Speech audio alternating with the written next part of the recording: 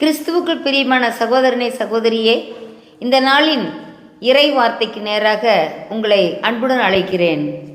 இந்த நாளில் கர்த்தர் நமக்கு கொடுக்கக்கூடிய இறை வார்த்தையானது உபாகமம் புத்தகத்தில் உபாகமம் 28ஆம் அதிகாரம் 14வது வசனம்.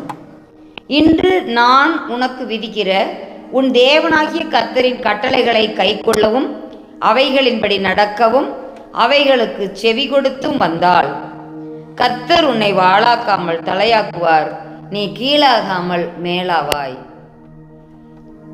அழகான ஒரு தீர்க்க தரிசன வசனமாகவும் இந்த வசனமானது நமக்கு காணப்படுகிறது. மோசே இப்படியாக திரும்பவும் ஒரு விசை அவருடைய சந்ததியாருக்கு திரும்பவும் தன்னுடைய காரியங்களை கடந்து வந்த பாதைகளை குறித்து விளக்குகிறார். அந்த சூழ்நிலையிலே நாம் பார்க்கிற போது இந்த இடத்துல பார்க்குறோம், இந்த அதிகாரம் துவக்கத்திலேயே 1ஆம் வசனத்தில் இன்று நான் உனக்கு விதிக்கிற உன் தேவனாகிய கர்த்தருடைய கட்டளைகளின்படி எல்லாம் செய்ய நீ கவனமாயிருக்கும்படிக்கு அப்படின்னு ஆரம்பித்து நீ அதுக்கு செவி கொடுத்தாயானால் இப்போது சொல்லப்படும் ஆசீர்வாதங்கள் எல்லாம் உனக்கு பலிக்கும் அப்படின்னு அதை சொல்லியிருக்கிறார். இப்போ 14வது வசனத்தில் நம்ம பார்க்குற போது வரிசையை எல்லா ஆசீர்வாதங்களையும் சொல்லிட்டு வந்துட்டு இன்று நான் உனக்கு விதிக்கிற தேவனாகிய கர்த்தரின் கட்டளைகளை கைக்கொள். ஃபஸ்ட்டு என்ன சொல்கிறாரு? கைக்கொள் அப்படின்னு சொல்கிறாரு. அவைகளின்படி நட, அவைகளின்படி நட 2வது. 3வது அவைகளுக்கு செவி கொடு, அவைகளுக்கு செவி கொடு. இந்த 3 காரியங்களை சொல்கிறார்.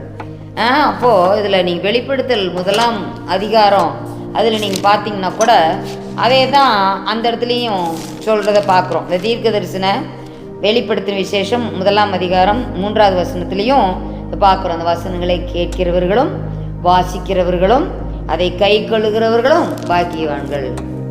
வாசிக்க வேண்டும், கேட்க வேண்டும், கை கொள்ள வேண்டும், அதை செவி கொடுக்க வேண்டும். பார்த்தீங்களா எவ்வளோ அழகாக அந்த 3 காரியங்களை கைக்கொள், நடந்து கொள், செவி கொள். இந்த 3 கட்டளைகள் தான் இந்த இடத்துல சொல்லப்பட்டிருக்கிறது. அவர் கட்டளைகளின்படி நம்ம என்ன செய்யணுமோ அதை முதல்ல கை கொள்ள வேண்டும். அது சொல்கிறாரா? நம்ம ஏதோ யாருக்கோ சொல்கிறாங்க அப்படி இல்லை, நமக்கே அதை தனியாக சொன்னது போல நினைத்து அதை என்ன செய்ய வேண்டும்? கை கொள்ள வேண்டும். கட்டளைகளை கைக்கொள். நீதிமொழியில் தான் பார்க்குற கட்டளையே விளக்கு, வேதமே வெளிச்சம் அப்படின்னு பார்க்குறோம். இந்த கட்டளைகள் எல்லாம் நமக்கு வெளிச்சமாக இருக்கிறது. அதை நம்ம பார்க்குற போது, அதை நம்ம கை கொள்ளுகிற போது நாம் இருளிலே நடவாமல் வெளிச்சத்தில் நடப்போம். பார்த்தீங்களா, நம்மளுக்கு அது வழிகாட்டியாக இருக்கிறது. ஆகவே தான் அந்த கட்டளைகளை நம்ம என்ன சொல்லியிருக்குது? கைக்கொள். இப்போ கட்டளைகளை கை கொண்டு வழி நடந்து வந்த நம்ம முற்பிதாக்கள்லாம் ஆபிரகாம், ஈசாக்கு, யாக்கோபு அவர்களெல்லாம் ரொம்ப கட்டளைகளை கை கொண்டு வந்தாங்க. அவங்கெல்லாம் அவங்க வாழ்க்கையில் எல்லாமே சக்ஸஸ்ஃபுல்லாக வாழ்ந்தாங்க. எல்லா ஆசீர்வாதமும் சொந்தத்து கொண்டாங்க. ஆண்டவர் சொன்ன எந்த ஆசீர்வாதமும் வாக்கு தத்துவமும் அவர்களுக்கு வீணாக தரையில் விழுந்து போகவில்லை. எல்லாமே அவர்கள் வாழ்க்கை ஆண்டவர் சொன்னதை செய்தார் அவர்கள் வாழ்க்கையில். அதற்கு காரணம் என்ன? அவர் கட்டளைகளை ஒரு இம்மி அளவு கூட பிசகாமல் அதில் அவங்க கை கொண்டு வந்தாங்க.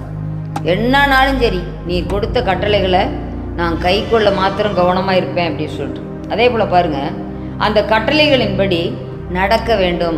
அப்போது நம்ம கட்டளைகளின்படி, வசனத்தின்படி, அவர் கொடுத்த கற்பனைகளின்படி, சாட்சிகளின்படி, நியமங்களின்படி நாம் அதை கை கொள்ளுகிறோம் என்பதை எதனால் அறிந்து கொள்வோம்? அதன்படி நடக்கிறதுல தான் தெரியும். பிள்ளையானவன் நல்லதோ அவன் கெட்டவனாக இருக்கிறானோ நல்லதாக இருக்கிறானோன்னு சொல்லி அவன் நடக்கையினால் அது விளங்கும் அப்படின்னு சொல்கிறது பார்க்குறோம். அதே போல் என்னது, ஒரு கனி நல்லதா கெட்டதா என்பது அதனுடைய கனியால் ஒருவனுடைய வாழ்க்கையில் அவனை அறிந்து கொள்ளணும்னா அதனுடைய கனியால் நம்ம அறியலாம் ஒரு மரம் கெட்டதோ நல்லதோ என்று. அதுபோல் நம்முடைய வாழ்க்கை ஆண்டவருக்கு பிரியமானபடி அவர் கட்டளைகளின்படி நாம் கை கொண்டால் மட்டும் போதாது, நாம் கை கொள்வதை வெளியே நம் நடக்கையிலே காட்ட வேண்டும். அப்போ அதை பார்க்கும்போது அவைகளின்படி நடந்தால் அவங்க பார் கற்பனையை கட்டளையை அப்படியே காத்து நடக்கிறார்கள், அதை கை கொண்டு நடக்கிறார்கள். அவர்கள் சந்ததிக்கும் அதை சொல்லி தருகிறார்கள். அவர்களுடைய சந்ததி எவ்வளவாய் ஆசீர்வதிக்கப்பட்டதாக இருக்கிறது. அவர்கள் கைட்டு செய்யும் சகல வேலைகளையும் ஆண்டவர் ஆசீர்வதிக்கிறார். களஞ்சியங்களை ஆசீர்வதிக்கிறார். எல்லாத்தையும் ஆண்டவர் அவர்களுடைய எல்லா செயல்பாடுகளையும் வேலைகளையும் அவருடைய பிரயாணங்களையும் எல்லாவற்றையும் ஆண்டவர் ஆசீர்வதிக்கிறார் என்பது எதை வைத்து கண்டுபிடிக்க முடியும்? அவைகளின்படி நாம் நடக்கும்போது. மூன்றாவதாக நம்ம பார்க்குறோம், அவைகளுக்கு செவி கொடுத்து. கண்டிப்பாக செவி கொடுக்கணும். நம்ம செவி கொடுக்கலன்னா ஒன்றுமே ஒன்றும் இல்லை. நம்ம செவி கொடுத்தா தான் கை கொள்வோம். கை கொண்டு வருகிறதை நம்ம நடக்கையில் வெளிப்படுத்துவோம். அப்போ இந்த இதெல்லாமே மூன்றுமே ஒன்றுக்கு ஒன்று அப்படியே இணைக்கப்பட்டதாக இருக்கிறது. அப்போது ஒரு நாள் அவர் கட்டளை கொடுத்தாரு, அதை அதன்படி நான் நடந்துகிட்டு இருக்கிறேன், அப்படி இல்லை. அவர் ஒவ்வொரு நாளும் புதிய புதிய காரியங்களை, இன்னும் நீ இப்படி செய்யணும், இன்னும் நீ முன்னேறி செல்ல வேண்டும், இன்னும் நீ பூரணத்தை நோக்கி கடந்து செல்ல வேண்டும், இன்னும் சில காரியங்களை நீ இன்னும் குறைபட்டு காணப்படுகிறாய், இன்னும் சரி செய்ன்னு சொல்லிட்டு இன்னும் திறம்பட செய், 100% இன்னும் உண்மையாக இரு என்று சொல்லி ஆண்டவர் என்ன செய்வார்? நான் ஒவ்வொரு நாளும் நமக்கு சொல்லி கொடுத்துட்டே இருப்பார்.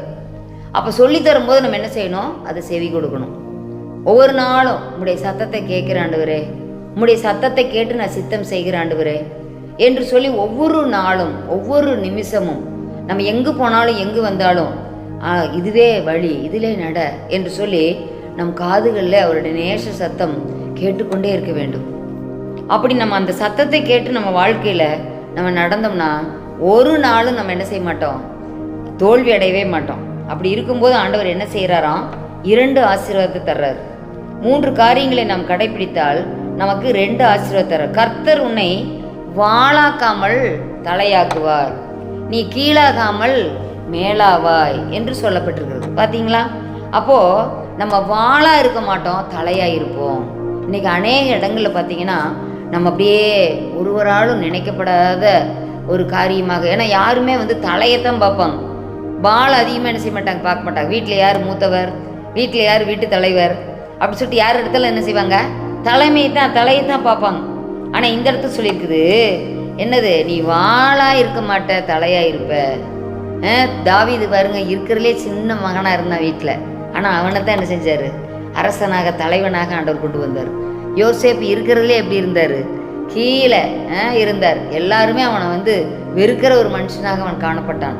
ஆனால் ஆண்டவர் என்ன செஞ்சார்? அடிமையாக விற்கப்பட்டவனை அரசனாக்குனார்.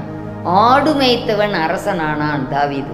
அப்படிலாம் பார்க்குறோம். அதே போல் அடிமைகளாக கொண்டு வரப்பட்ட தானியேல் அவன் நண்பர்களெல்லாம் பெரிய ராஜ பதவி அவர்கள் பெற்றார்கள். பார்த்தீங்களா? ஆண்டவர் அவர் சொற்படி நடந்து அவர் கட்டளை கை கொண்டு அதன்படி நம்ம நடந்தால் நாம் வாளாக இருக்க மாட்டோம், ஆண்டவர் தலையாக மாற்றுவார். அடுத்ததாக கீழாகாமல் மேலாவாய். நம்ம என்றைக்குமே தாழ்த்தப்பட்டு போவே மாட்டோம். ஆண்டவனை உயர்த்தி கொண்டே இருப்பார். கர்த்தருக்கு பயப்படுவர்களோ கழுகுகளைப் போல செட்டைகள் எடுத்து உயர உயர எழும்புவார்கள்னு சொல்லிடுது. நம்ம அப்படிப்பட்ட உயர்வை தான் அடைவோம். அருமையான தம்பி தங்கச்சி, அருமையான வாலிப பிள்ளைகளே, அருமையான சகோதரனை சகோதரியே, நம் வாழ்க்கையிலும் நம்ம எல்லாருமே அதை தான் விரும்புகிறோம். ஆண்டவரே என்னை உயர்த்துங்கப்பா, என்னுடைய தொழிலில் உயர்த்துங்க, என் படிப்பில் உயர்த்துங்க, என் வேலையில் உயர்த்துங்க, நான் கைட்டு செய்யும் எல்லா காரியங்களும் என்னைய மேன்மையாக வைங்க அப்படின்னு விரும்புகிறோம். ஆனால் நம்ம செய்ய வேண்டியது ஒன்றே ஒன்று, அவருடைய கட்டளைகளை கை கொள்ளணும், அதன்படி நடக்கணும், அதன்படி அதை நம்ம கேட்கணும். இந்த 3 காரியத்தை செய்தீங்கன்னா நிச்சயமாக கர்த்தர் ஆசீர்வதிப்பார்.